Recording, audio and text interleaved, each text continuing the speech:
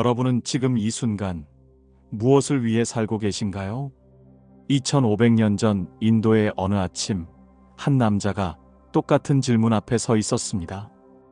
6년간의 극한 고행 끝에 막 깨달음을 얻은 붓다. 하지만 놀랍게도 인류 역사상 가장 위대한 침묵이 시작되었습니다. 이 진리는 너무나 깊고 미묘하다. 감각적 쾌락에 빠진 세상 사람들이 어찌 이 길을 이해할 수 있겠는가? 차라리 침묵하리라. 만약 붓다가 정말로 침묵을 지켰다면 어떻게 되었을까요? 오늘날 우리가 아는 불교는 결코 시작되지 않았을지도 모릅니다. 고통에서 벗어나는 길, 중도의 지혜, 팔정도의 가르침, 이 모든 것은 역사 속에서 사라졌을 것입니다. 그런데 무엇이 이 침묵을 깨뜨렸을까요? 그리고 왜 붓다는 자신을 배신자라 부르며 떠났던 5 수행자를 첫 번째 청중으로 선택했을까요? 오늘 우리가 만날 이야기는 바로 그 극적인 순간, 녹야원이라는 평화로운 사슴 동산에서 울려 퍼진 진리의 수레바퀴 소리입니다.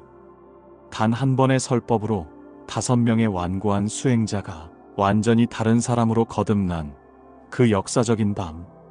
지금부터 인류 역사를 바꾼 그 첫 번째 설법의 현장으로 여러분을 초대합니다.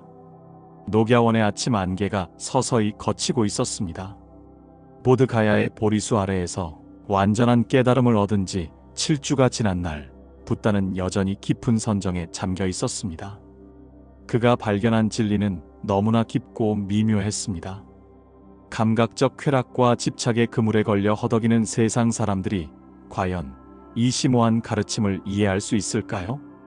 이 법은 거슬러 올라가는 것이요, 미세하고 깊어서 알기 어렵구나.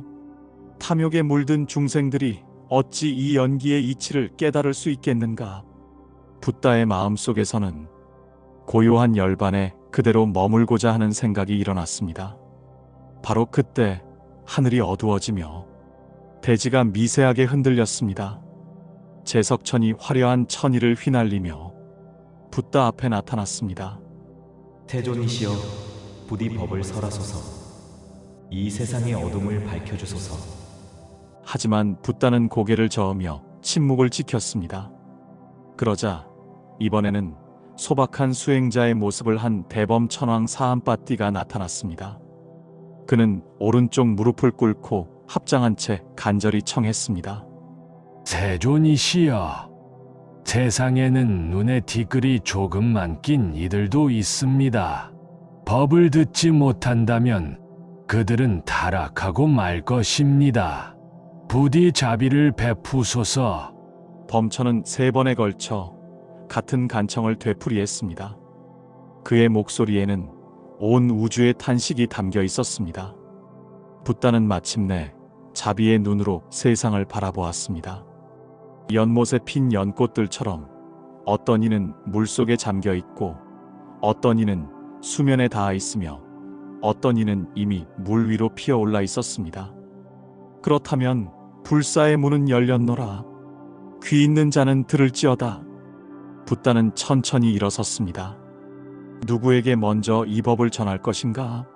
그의 마음속에 떠오른 이들은 놀랍게도 자신을 버리고 떠난 5 수행자들이었습니다. 꼰단냐, 아사지, 밧띠야, 왓빠, 마하나마. 그들은 붓다가 극단적인 고행을 포기하고 우유죽을 받아먹는 것을 보고는 고타마는 타락했다며 실망하여 떠났던 이들이었습니다. 그들이야말로 이 법을 이해할 수 있으리라. 그들은 나의 고행을 가장 가까이에서 지켜보았으니 이제 고행 없이도 깨달음에 이를 수 있음을 증명해 보이리라. 붓다는 바라나시 근교의 녹야원을 향해 걸음을 옮겼습니다. 상업과 학문의 중심지였던 바라나시는 많은 수행자들이 모여있는 곳이었고, 5 비구들도 그곳 사슴들이 뛰노는 평화로운 동산에 머물고 있었습니다. 며칠 후 녹야원의 나무 그늘 아래서 수행에 잠겨있던 5 비구들은 멀리서 다가오는 한 사람의 모습을 보았습니다. 저것 봐! 고타마가 오고 있어! 밧띠아가 눈살을 찌푸리며 말했습니다. 자치스러운 생활로 돌아간 자가 무슨 면목으로 우리를 찾아온단 말인가? 자리에서 일어나 맞이하지도 말고 발을 씻을 물도 주지 말자. 다른 이들도 모두 고개를 끄덕였습니다. 그러나 붓다가 가까이 다가올수록 그들의 결심은 흔들리기 시작했습니다. 붓다의 걸음걸이는 너무나 고요했고 그의 얼굴은 말로 형언할 수 없는 평화로운 빛을 발하고 있었습니다. 마치 깊은 호수처럼 고요하면서도 태양처럼 따뜻한 위엄이 온몸에서 뿜어져 나왔습니다. 자신도 모르게 꼰단야가 먼저 자리에서 일어났고 곧이어 나머지 4명도 하나둘 일어나 붓다를 맞이했습니다. 누군가는 자리를 마련했고 누군가는 물을 떠왔으며 누군가는 발을 씻을 대야를 가져왔습니다. 벗들이여, 붓다가 온화하면서도 위엄 있는 목소리로 말했습니다. 열애를 이름으로 부르지 말라. 열애는 이미 완전한 깨달음을 얻었노라. 5 비구들은 반신반의하며 붓다를 바라보았습니다. 붓다는 그들이 둘러앉자 천천히 입을 열었습니다. 비구들이여, 출가자가 가까이에서는 안 되는 2가지 극단이 있다. 하나는 감각적 쾌락에 탐닉하는 것이니 이는 저열하고 범속하며 성스럽지 못한 것이다. 다른 하나는 스스로를 괴롭히는 고행이니 이는 고통스럽고 성스럽지 못하며 이익이 없는 것이다. 5 비구들의 눈빛이 변하기 시작했습니다. 그들 역시 6년간의 극단적인 고행이 진정한 해답이 아님을 어렴풋이 느끼고 있었기 때문입니다. 열애는 이 2 극단을 버리고 중도를 깨달았노라. 이것은 눈을 뜨게 하고 지혜를 생기게 하며 적정과 완전한 깨달음과 열반으로 이끄는 길이다. 붓다는 잠시 숨을 고른 뒤 계속했습니다. 비구들이여, 이제 성스러운 4가지 진리를 들어라. 첫째는 고통의 성스러운 진리다. 태어남도 고통이요, 늙음도 고통이요, 병듦도 고통이요, 죽음도 고통이다. 사랑하는 이와 헤어짐도 고통이요, 미워하는 이와 만남도 고통이요, 원하는 것을 얻지 못함도 고통이다. 한마디로 이 몸과 마음의 5가지 집착의 무더기가 모두 고통이다. 꼰단야의 눈빛이 더욱 진지해졌습니다. 그는 자신의 삶을 되돌아보며 붓다의 말 한마디 한마디가 진실임을 느끼고 있었습니다. 둘째는 고통의 일어남에 대한 성스러운 진리다. 그것은 가래니, 즉 다시 태어남으로 이끄는 가래요. 기쁨과 탐욕을 수반하며 여기저기서 즐거움을 찾는 가래다. 감각적 쾌락에 대한 가래, 존재에 대한 가래, 비존재에 대한 가래가 그것이다. 아사지와 마하나마도 고개를 끄덕이며 깊은 사색에 잠겼습니다. 셋째는 고통의 소멸에 대한 성스러운 진리다. 그것은 바로 그 가래를 남김없이 소멸하고 포기하고 버리고 해탈하여 집착 없이 머무는 것이다. 넷째는 고통의 소멸로 이끄는 길에 대한 성스러운 진리다. 그것은 바로 8가지 성스러운 길이니 올바른 견해, 올바른 사유, 올바른 말, 올바른 행위, 올바른 생활, 올바른 노력, 올바른 마음 챙김, 올바른 집중이다. 붓다는 이 4가지 진리를 3번 반복하여 설명했습니다. 각각의 진리를 알아야 하고 실천해야 하며 완성해야 한다고 가르쳤습니다.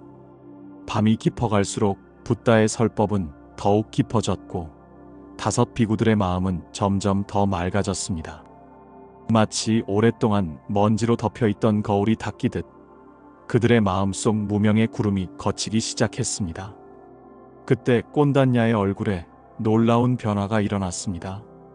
그의 눈에서 기쁨의 눈물이 흘러내렸고 온몸이 미세하게 떨렸습니다. 태존이시여, 이제 저는 알았습니다.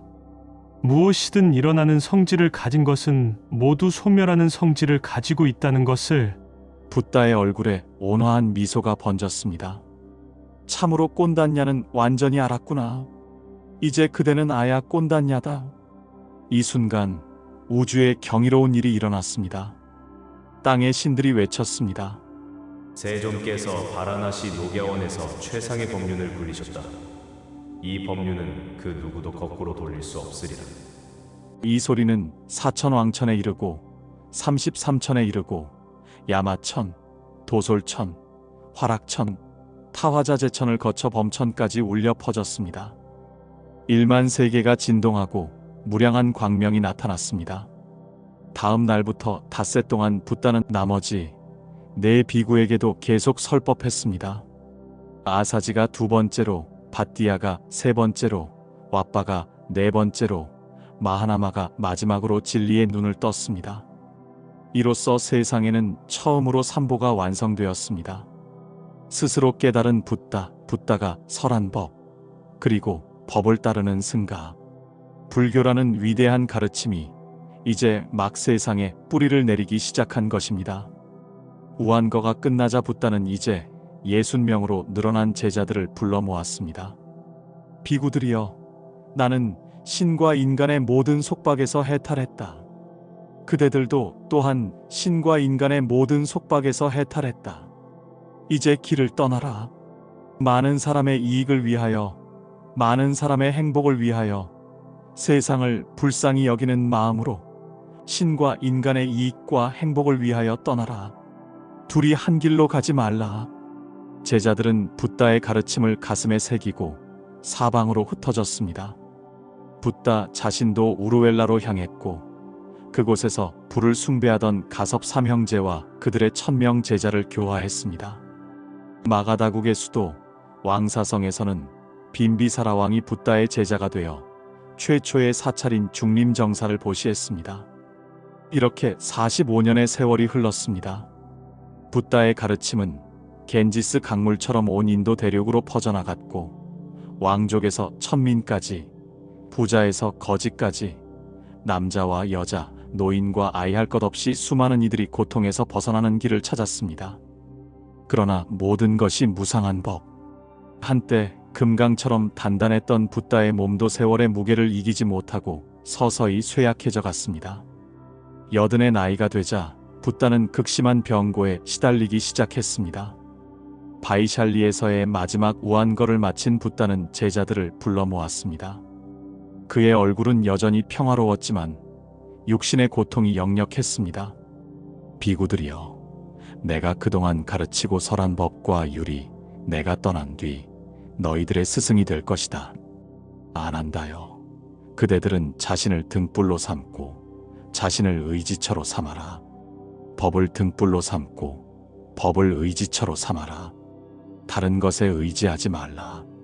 붓다는 힘겹게 일어나 쿠시나가라를 향해 마지막 여정을 시작했습니다. 그 길에서도 끊임없이 만나는 이들에게 법을 설했고 마지막 제자 수바따를 받아들였습니다. 쿠시나가라의 사라쌍수 아래에 이른 붓다는 사자의 형상으로 누웠습니다. 그리고 제자들에게 마지막 가르침을 남겼습니다. 비구들이여, 이제 나는 그대들에게 당부하노니 모든 형성된 것들은 무너지는 속성을 지닌 것이다. 방일하지 말고 정진하라. 이것이 나의 마지막 말이다. 그 순간 초전법륜으로 시작된 위대한 가르침의 수레바퀴는 이제 붓다의 육신을 떠나 영원히 굴러가기 시작했습니다. 녹야원에서 처음 울려 퍼진 법의 종소리는 이제 시공을 초월하여 온 세상에 메아리 치고 있습니다. 하지만 이것이 끝이 아닙니다. 붓다의 육신은 사라질지언정 그가 굴린 법륜은 멈추지 않을 것입니다. 무상한 세상에서 영원한 진리를 남기고 고통의 바다에서 구원의 뗏목이 되어 오늘도 누군가의 마음속에서 초전법륜의 감동이 되살아나고 있습니다. 붓다가 우리에게 남긴 가르침은 무엇이었을까요? 첫째, 극단을 피하라는 중도의 지혜입니다. 쾌락에 빠지는 것도 자신을 학대하는 것도 답이 아닙니다. 오늘날 우리가 일과 휴식 사이에서 절제와 즐거움 사이에서 균형을 찾아야 하는 이유가 바로 여기에 있습니다. 둘째, 고통의 원인을 직시하라는 용기입니다. 사성제는 우리에게 말합니다. 고통을 외면하지 말고 그 원인을 찾아내어 해결책을 실천하라고. 이것은 마치 의사가 병을 진단하고 치료하는 과정과 같습니다. 우리 삶의 문제도 똑같은 방식으로 해결할 수 있습니다. 셋째, 구체적인 실천의 길입니다. 팔정도는 막연한 이상이 아닙니다. 올바른 생각, 올바른 말, 올바른 행동. 이 모든 것은 오늘 당장 시작할 수 있는 일상의 수행입니다. 넷째, 나눔과 전파의 중요성입니다. 붓다는 깨달음을 혼자만의 것으로 간직하지 않았습니다. 망설임 끝에 선택한 자비의 길. 그것이 오늘날 우리가 이 가르침을 들을 수 있는 이유입니다. 여러분도 누군가의 첫 번째 선지식이 될 수 있습니다. 여러분이 얻은 작은 깨달음이 누군가에게는 인생을 바꾸는 전환점이 될 수 있습니다. 2500년 전 녹야원에서 5명으로 시작된 불교는 이제 전 세계 수억 명의 마음에 평화를 주고 있습니다. 그 시작은 한 사람의 망설임과 그 망설임을 극복한 자비심이었습니다. 다음 이야기에서는 붓다가 모든 번뇌를 초월하여 완전한 정멸의 경지, 대반열반에 드는 장엄하면서도 평화로운 마지막 순간을 함께하게 될 것입니다. 쌍림열반상, 그 위대한 완성의 이야기가 여러분을 기다리고 있습니다. 오늘 이야기가 여러분의 마음에 작은 울림이 되었기를 바랍니다. 혹시 이 이야기를 통해 느끼신 점이나 궁금하신 점이 있다면 편하게 댓글로 남겨주세요. 간단한 인사 한마디도 저에게는 큰 힘이 됩니다. 그리고 이런 이야기가 더 많은 분들께 전해질 수 있도록 구독과 좋아요를 부탁드립니다.